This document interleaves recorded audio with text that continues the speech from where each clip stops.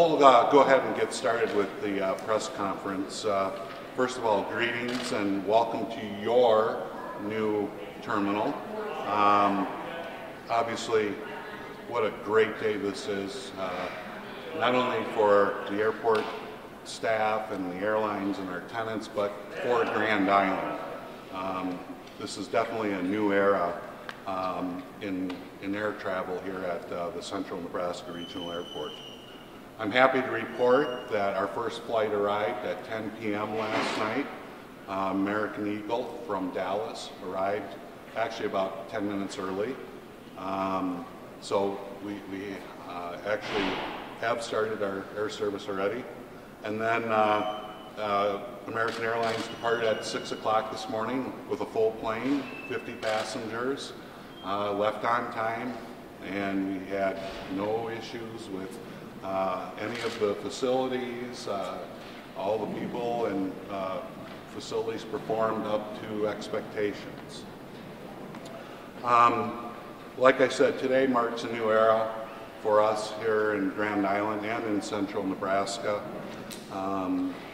For air travel, as you can see from this building, now we have ample space.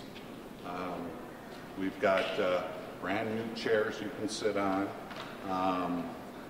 This fireplace right behind me is very warm.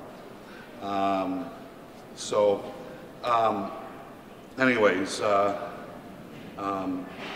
we have some neat things in this building that I'd like to share with you. Behind me, off to the right here, Afternooners Restaurant is one of only a handful of restaurants in the airport industry that can serve both the public side, which we're on now, and the secure side, which is beyond those windows, from one restaurant. We worked hard with the TSA to make that happen, and so thanks to the TSA for that. The floors you're standing on, they're terrazzo flooring, and they are heated with geothermal heating, and the geothermal wells are out about 500 feet from here. We drilled about 130 wells to get the geothermal heating that we needed. Sustainability was one of the goals that I had for this building. You know, thinking about LEED design and other environmental type of things where we can reuse our natural resources to help us save money, and it's a prudent thing to do. Central Nebraska is going to move towards that way, and we're going to push them that way. Anyways, the development of this terminal took about 5 years. From the time we decided that, yeah, we need to upgrade our facilities till to this day, it's been about 5 years. And when you work with the federal government, you have to play by their rules. And their rules say that you have to do a terminal area master plan, which we had some community leadership involved in that. And we had numerous public meetings on that. And then a needs assessment and some other type of requirements for the FAA. And then we finally in September of 2014, it was September of 2014, we got an extra $7.5 million of your taxpayer dollars that are coming back to this community in discretionary dollars to help pay for this building. This building is an investment by Grand Island, and our portion is about $3.5 million. I think a $14.5 million building, to get it for $3.5 million, pretty good price. And think of the recruiting tool that this terminal can be, and has been already. You know, when you have customers coming in that have never been to Grand Island, they step foot off the airplane into the terminal, they'll have a little bit of a wow factor. And, you know, that's good for Grand Island, it's good for Central Nebraska. And we hope that we can continue to help the Economic Development Corporation, the Chamber, the Convention Visitors Bureau, and all businesses in Grand Island develop and the airport can be part of that development. I know, having been a board member on the Economic Development Corporation, that air service is critical when you try to recruit people here, recruit businesses here, and certainly a terminal, a beautiful terminal like this, certainly doesn't hurt that cause. I'd be remiss if I didn't recognize a number of organizations that made this possible. Literally, hundreds of people made this project possible, from the airport board and a great staff that I've been blessed to have for the last 10 years, to the FAA, Houseman Construction, who constructed this building, the TSA, the car rentals, and the airlines. I've got a list a mile long here, but anyways, there's a cast of hundreds that really made this this day a reality. And it's been it seems like 5 years ago is a long time, but this last 5 years has gone very fast. And I'm just thrilled that we're here on March 23rd in our new facility, which I don't know if you can call it a state-of-the-art facility, but it certainly appears like that to me. I would be remiss if I didn't mention the architects that really hammered home the goals that I had and that the airport had for this terminal, and that's Mead and Hunt architects out of Minneapolis and Madison, Wisconsin. They did just a fabulous job, and you can just take a look around and see the job that they've done. We're thrilled that we've had their services. We've got a couple of their gentlemen standing in the back here, but so thanks to you guys. You guys did a great job. This community is very thankful for what you guys did. So with that, I will tell you that on Tuesday morning, Tuesday, April 5th at 11 a.m., we're having a ribbon cutting here. The Chamber's going to help us do that. Thank you, Cindy. And we look forward to a huge crowd that day. I hope that all of Grand Island comes out for that. This airport has a lot of history to it.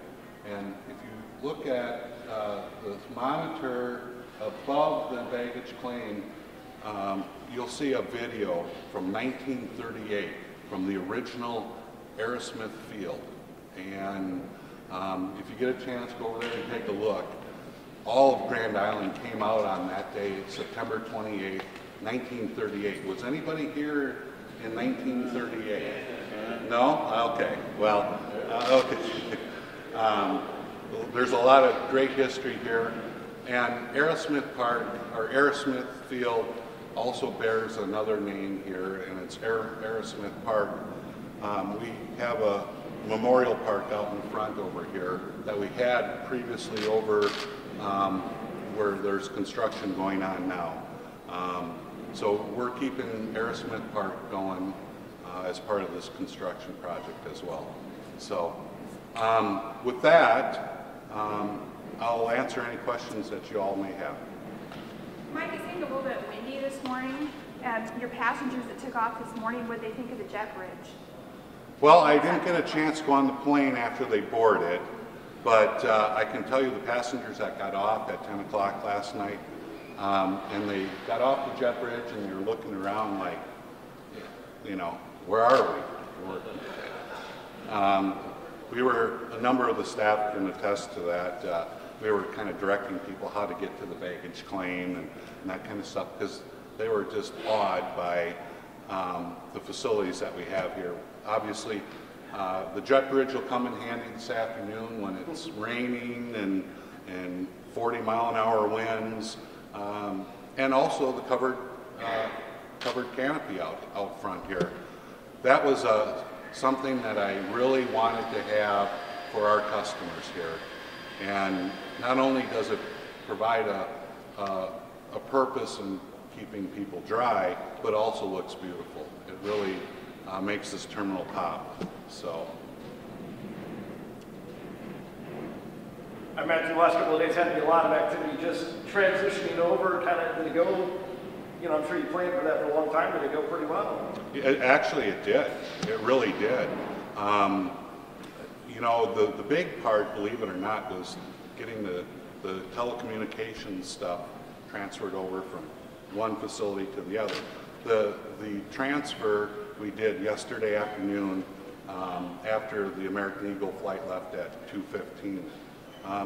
You may not think that it was that much, but it was a lot of work, and there was literally 100 people in here yesterday afternoon moving things over and doing last-minute type of things. And I think I left about 11:45, 11:30 last night. I was back at 4 o'clock this morning, and same with my staff too, and American Airlines and Allegiant and Trago-Dugan Aviation played a huge part in the changeover.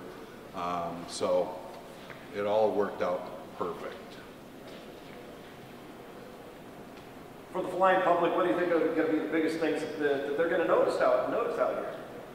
Well, I think when you walk in, the people that I talked to this morning that got on the flight were just awed on not on how big the facility is, but how beautiful it is, and how the flow of the traffic will flow here in the terminal.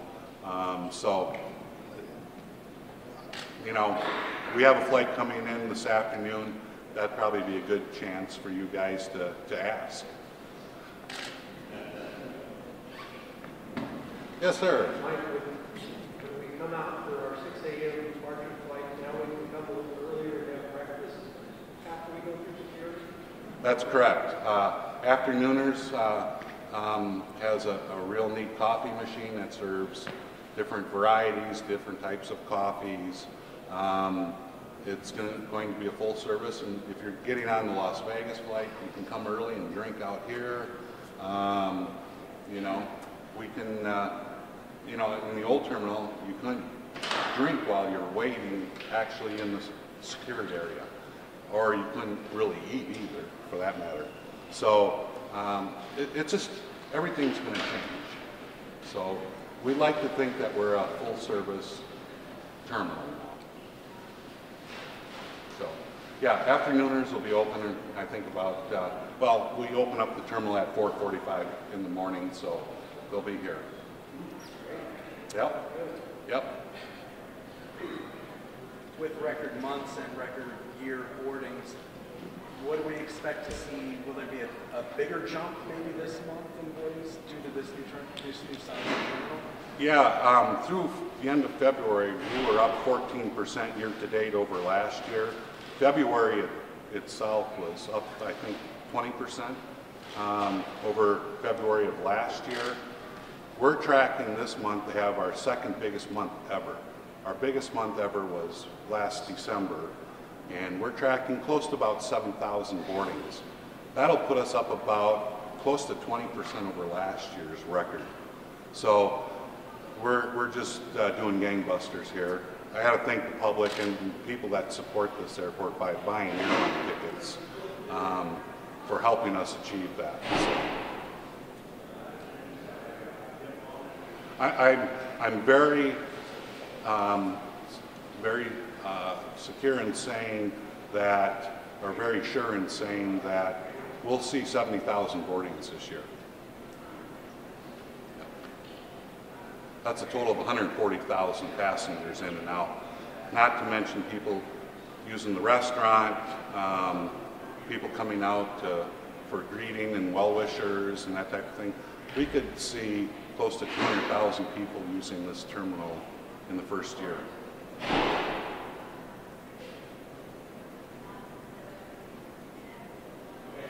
Any other questions? I'll be glad to give some tours. Unfortunately, I cannot take the press into the TSA secure area. The last time I did that, I got shamed, so I can't do that today. I could claim ignorance the last time. I can't do it this time. So we'll do a little tour, and you're free to ask questions as we do the tour. Thanks for coming out, and most importantly, thanks for your support. It means the world to us.